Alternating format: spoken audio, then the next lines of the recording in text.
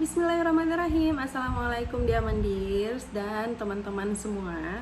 Alhamdulillah hari ini aku berkesempatan untuk bikin part 2 cerita tsunami.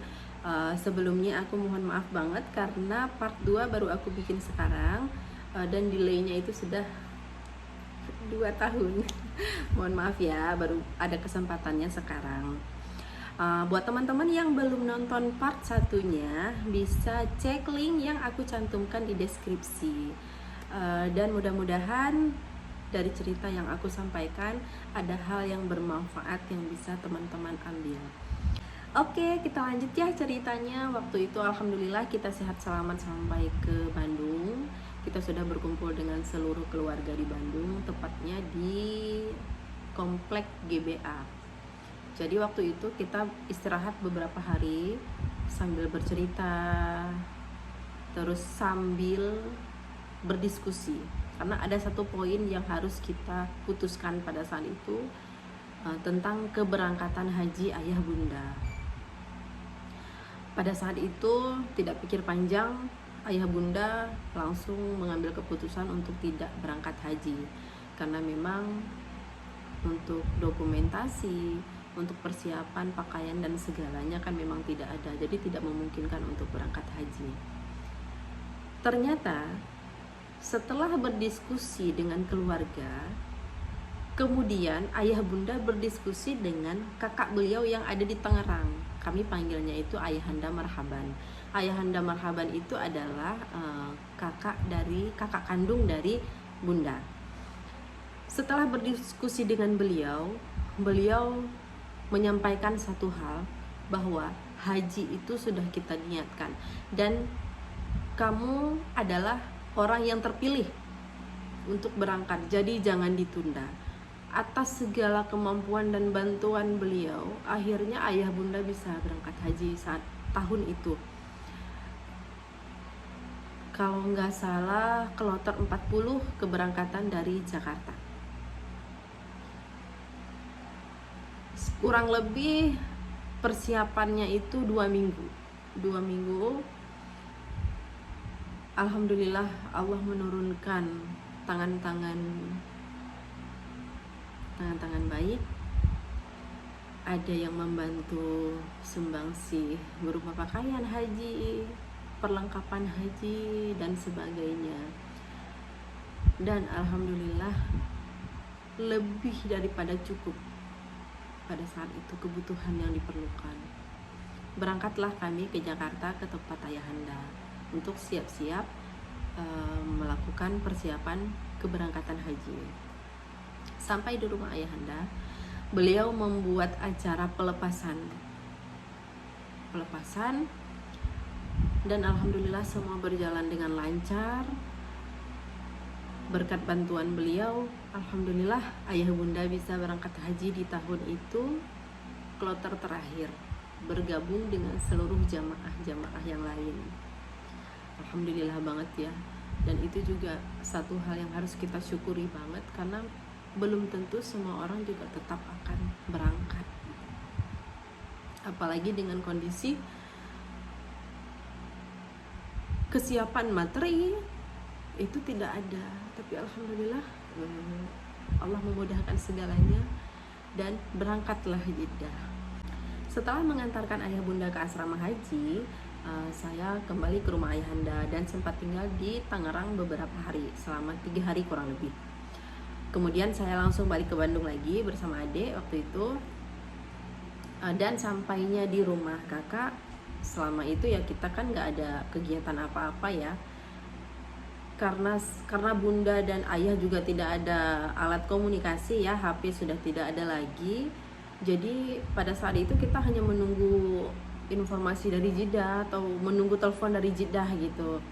Kadang-kadang Jeddah nelpon baru kita bercerita, dan itu juga kan nggak lama karena untuk biaya interlokal itu kan mungkin pada saat itu mahal ya gitu. Jadi menunggu sampai 1 bulan kami menjemput ayah bunda ke Jakarta. Jadi itu singkat ceritanya. Alhamdulillah ayah bunda tetap melaksanakan haji pada tahun itu juga. Dan setelah kepulangan ayah bunda haji, ada beberapa hal juga yang harus kita diskusikan. Yang pertama untuk kelanjutan sekolah saya, sekolah adik saya. Pada saat itu saya ditanya sama ayah bunda, bagaimana Intan, apakah mau tetap kuliah di Banda Aceh atau kita urus kepindahan ke Bandung gitu. Namun pada saat itu saya sudah dikasih hak untuk memutuskan apa yang menjadi pilihan saya. Pada saat itu saya bilang ke ayah sama bunda, Intan mau ngambil nonaktif dulu untuk menenangkan diri dulu. Hal yang sama pun ditanya ke adik saya gitu. Jadi kita manggilnya kan Deuti. Deuti mau gimana, mau milih sekolah di Bandung atau mau pulang ke Aceh gitu. Dan sambil menangis dia menjawab, Deuti nggak mau di Aceh, Deuti maunya di sini aja, karena dia memang benar-benar trauma untuk kejadian itu. Untuk pulang aja dia nggak berani, jadi akhirnya memutuskan untuk sekolah di sini. Dan kakak juga pada saat itu tidak berpikir panjang, langsung mengupayakan untuk kepindahan sekolahnya. Karena pada saat itu status pelajar, pegawai itu boleh pindah kemanapun tanpa syarat apapun. Jadi istilahnya seperti pemutihan gitu ya, karena bencana alam gitu. Singkat perjalanan kami di Bandung, bulan 3 tergeraklah hati ayah bunda untuk pulang ke Aceh. Dan pada saat itu juga kondisi hati sudah mulai agak sedikit tenang, sudah sedikit memberanikan diri untuk ya sudah pulang, pengen pulang gitu. Mau melihat kondisi rumah yang sebenar-benarnya itu bagaimana. Karena pada saat kita pergi tadi kita tidak tahu kondisi rumah itu seperti apa, belum tahu dengan pasti dan belum melihat dengan pasti. Pulanglah kita bulan 3 ke Aceh. Jadi yang pulang itu ayah, bunda, dan saya. Sampai ke Banda Aceh, kita tinggal di rumah teman ayah. Teman ayah itu namanya Pak Malik Raden. Jadi kita tinggal di rumah beliau bersama keluarganya Om Jafar. Beberapa hari sampai di rumah teman ayah, barulah kita ambil kendaraan yang tadi kita titipkan di rumah saudara, di rumah Cekla tadi. Kemudian memberanikan diri untuk pulang ke rumah, melihat yang sebenar-benarnya rumah itu bagaimana. Pada saat itu Banda Aceh sudah masih dalam proses steril karena sudah mulai pembenahan segala macam ya. Pulanglah ayah bunda ke rumah. Dan begitu terkejutnya bunda ayah berdiri di depan rumah melihat rumah yang senyata-nyatanya itu sudah rata sama tanah. Yang tinggal hanya bak mandi, dan bak mandi itu posisinya di dapur belakang. Yang hanya tersisa adalah bak mandi. Wow. Tapi alhamdulillah, sungguh besar hati ayah bunda. Mereka tidak kecewa dengan kehilangannya harta.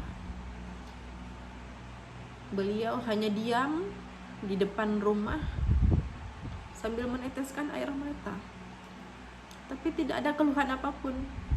Ya Allah, rumah saya tidak ada. Kan biasanya manusiawi ya, ya Allah, rumah yang kita bangun sudah tidak ada, harta benda udah nggak ada. Itu kan sangat manusiawi ya.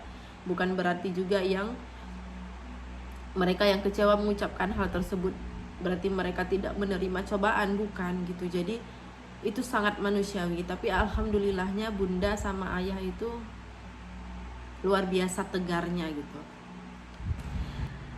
Dan pada saat itu kita nggak lama di rumah, kita hanya sebentar untuk melihat kondisi rumah.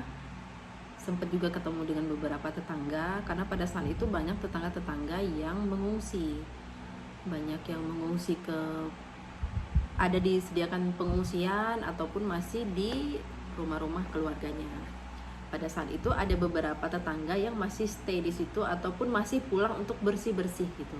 Dan yang tinggal di situ pun bukan karena rumahnya tidak hancur, tapi masih ada sisa bangunan yang bisa mereka tempati gitu. Kurang lebih ada 15 hari kita sudah di Banda Aceh, dan waktu itu sudah ada pemikiran untuk apakah kita bangun lagi atau apa gitu. Sudah ada sempat pembahasan, dan kita juga sempat pulang ke kampung ketemu sama keluarga gitu. Dan tiba-tiba di bulan Maret itu ada kejadian gempa yang sangat besar lagi di Banda Aceh. Ternyata titik gempanya itu ada di Nias.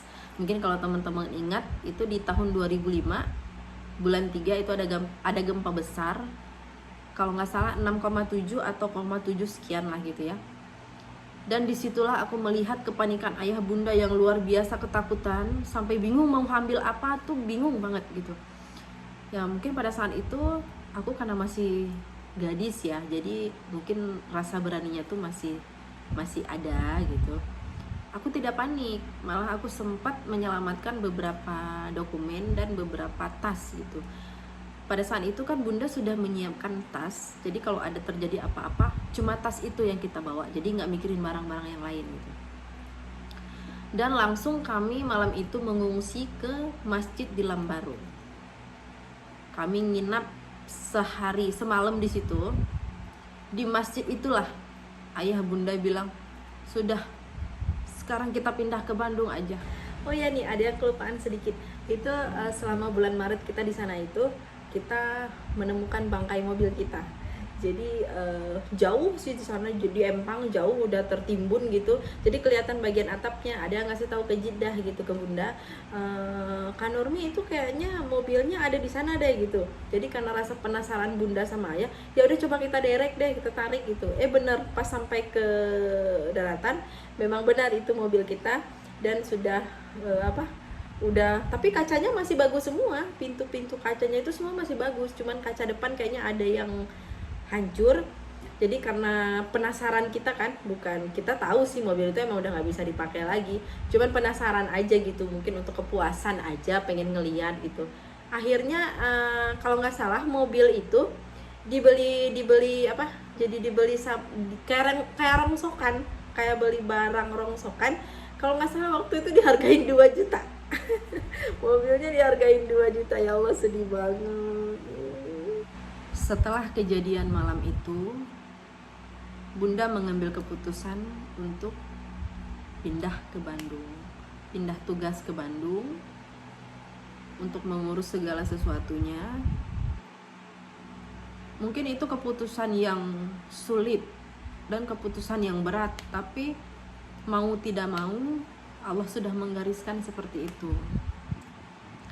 Jadi di sini juga saya perlu menyampaikan, mungkin ini sedikit klarifikasi ya. Sempat ada beberapa yang berbicara seperti ini. Untuk apa sih pindah ke sana? Kenapa harus meninggalkan Aceh? Di sini saya perlu jelaskan, ini bukan kemauan kita. Ini memang cara Allah menggariskan kehidupan kita, sehingga ayah bunda mengambil keputusan untuk pindah itu adalah bukan keputusan yang mudah. Banyak hal yang mereka pertimbangkan, banyak hal yang mereka pikirkan, sehingga mereka mengambil keputusan tersebut. Terkadang kita tidak perlu menjelaskan apapun kepada siapapun, karena tidak banyak yang bisa mengerti kita. Mereka hanya bisa berkomentar tanpa bisa merasakan. Dan saya sebagai anak sangat menghormati keputusan orang tua saya untuk hijrah ke Bandung.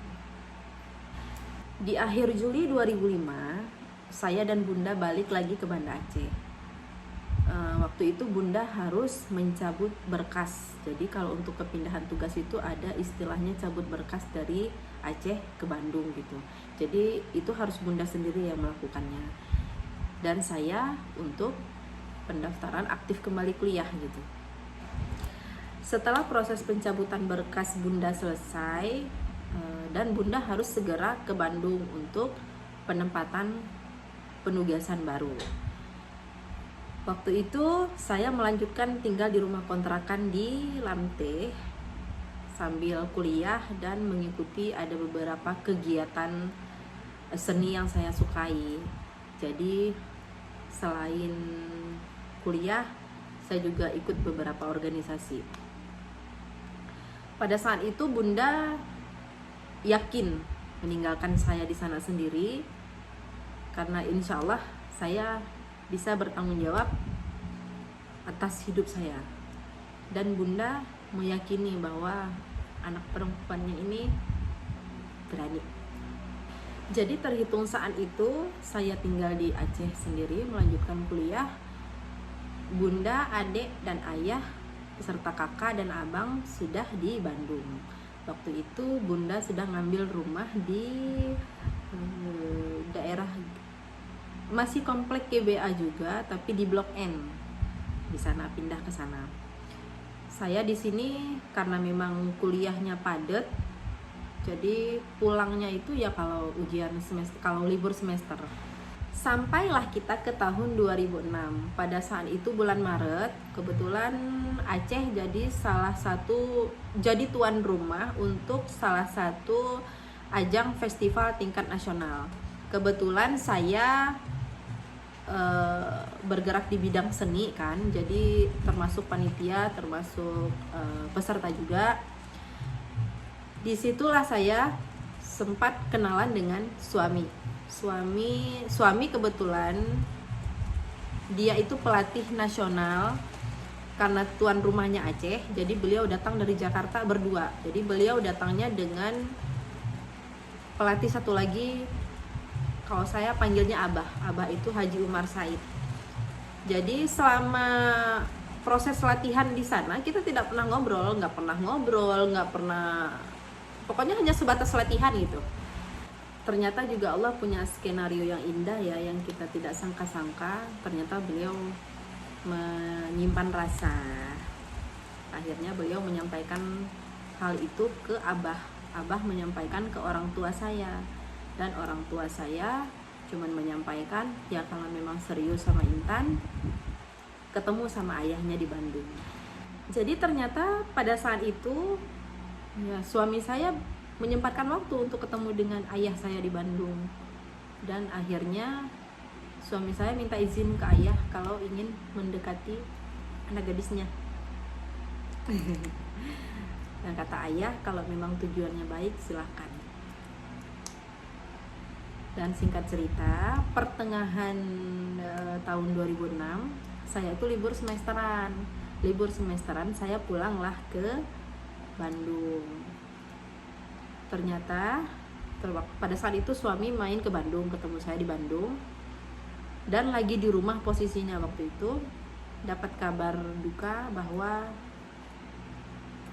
ibundanya suami saya terkena serangan stroke dan masuk ke rumah sakit. Dan beberapa saat kemudian dapat kabar kalau ibundanya sehat, maksudnya ibundanya sudah sadar. Dan mungkin pada saat itu suami saya menyampaikan keinginannya sama almarhum Abah untuk disampaikan ke orang tua saya, ingin melaksanakan pernikahan. Padahal posisi saat itu saya lagi liburan, bukan mau menikah gitu. Tapi mungkin karena pertimbangan ibundanya, jadi beliau menyampaikan keinginannya untuk melaksanakan pernikahan ke Abah, dan Abah menyampaikan ke orang tua saya. Akhirnya terjadilah pertemuan keluarga waktu itu, keluarga di Bandung, keluarga dari suami datang beserta Abah, beserta ayah datang untuk membicarakan. Jadi ya wallahualam, ya mungkin sudah garisnya Allah, sudah ketentuan Allah. Saya menyiapkan segala sesuatunya itu hanya 2 minggu. Pada saat itu keinginan suami disampaikan oleh Abah, dan orang tua saya juga punya keinginan. Sebenarnya belum diizinkan untuk menikah karena kuliah belum selesai. Tapi karena ini ada cerita lain di baliknya, karena keadaan orang tua yang saya khawatirkan jika terjadi sesuatu, takut ada penyesalan. Toh juga saya pernah merasakan sakit gitu, kata Bunda. Jadi saya agak takut gitu kalau menyakiti gitu. Jadi akhirnya pada saat itu diterima lamaran suami saya dengan konsekuensi harus selesaikan kuliah. Jadi itu sudah ultimatum dari orang tua saya. Akhirnya singkat cerita, setelah lamaran, persiapan 2 minggu, dan saya menikah di Masjid Pusdai Bandung. Alhamdulillah, ibundanya beliau sempat menyaksikan dan hadir dalam pernikahan. Jadi yang sebenarnya cerita tadi saya ingin berlibur, malah saya sudah sah menjadi istri dari suami saya. Jadi dari seluruh cerita yang saya ceritakan di part 2 ini, dari cerita tsunami dan menikah, ada beberapa hal dan poin yang bisa diambil. Satu, kita tidak bisa lari dari takdir yang sudah Allah gariskan, dan kita sebagai manusia hanya bisa berencana, selebihnya Allah yang menentukan segalanya. Sedikit tambahan nih ya teman-teman, waktu itu aku mengadakan pernikahan di Pusdai Bandung, terus aku mengadakan syukuran di rumahku di GBA, di blok D. Terus waktu itu niatnya nikahnya di Bandung, resepsinya di Aceh, jadi keluarga juga bisa mengikuti acara resepsi aku. Tapi qadarullah aku cuman kosong 1 bulan, terus aku langsung ngisi, dan hamil aku itu payah banget sampai nggak bisa bangun selama 6 bulan. Jadi pas di bulan ke-7 bunda nanya, ini gimana Intan, mau tetap diadakan resepsinya atau gimana? Karena waktu itu bunda udah booking, udah tanya-tanya informasi Getsos, terus gedung sosial waktu itu. Tapi aku memilih, aku juga sadar diri orang tuaku baru kena musibah besar, masa ayah harus mengeluarkan biaya besar. Terus aku bilang sama bunda, sama ayah, mama, Intan gak mau resepsi, Intan gak sanggup pakai sunting Aceh gitu, jadi terserah mama aja. Terus kata bunda, terus gimana ini kewajiban mama untuk menikahkan, mengadakan pesta buat anaknya? Terserah mama aja, mau kasih mentahnya juga boleh. Akhirnya aku dikasih mentahnya sama bunda, dikasih mentahnya. Terus ya udah, aku nggak mengadakan resepsi lagi. Tapi insya Allah rumah tangga kita tidak dinilai dari megahnya sebuah resepsi, karena itu bukan sebuah tolak ukur. Karena yang akan membuat kita bahagia itu adalah kepribadian kita setelah berumah tangga, hak dan tanggung jawab kita setelah berumah tangga, dan bagaimana kita bisa memenuhi tanggung jawab kita sebagai istri, begitupun suami. Jadi buat teman-teman yang nggak ngadain resepsi, nggak usah sedih, karena itu bukan sebuah tolak ukur juga ya. Jadi semoga kita akan selalu bahagia walaupun tidak mengadakan pesta yang besar-besaran. Terima kasih ayah bunda. Dan di akhir video ini saya ingin menyampaikan terima kasih untuk teman-teman semua yang udah nonton. Semoga ada hal bermanfaat yang bisa diambil dari cerita saya. Dan tentunya saya ingin mengucapkan terima kasih kepada Allah Subhanahu wa Ta'ala telah menyelamatkan saya dan memberi kesempatan saya selamat dari bencana yang maha dahsyat. Insya Allah saya tidak akan menyia-nyiakan kesempatan yang Allah beri. Saya akan mengikuti setiap alur cerita yang telah Engkau tentukan ya Allah. Saya akan menyayangi orang-orang yang menyayangi saya. Saya akan menghargai orang-orang yang menghargai saya. Saya tidak akan melihat materi apa yang mereka tunjukkan, tapi saya akan melihat pribadi dan hati mereka. Terima kasih buat teman-teman semuanya. Assalamualaikum warahmatullahi wabarakatuh.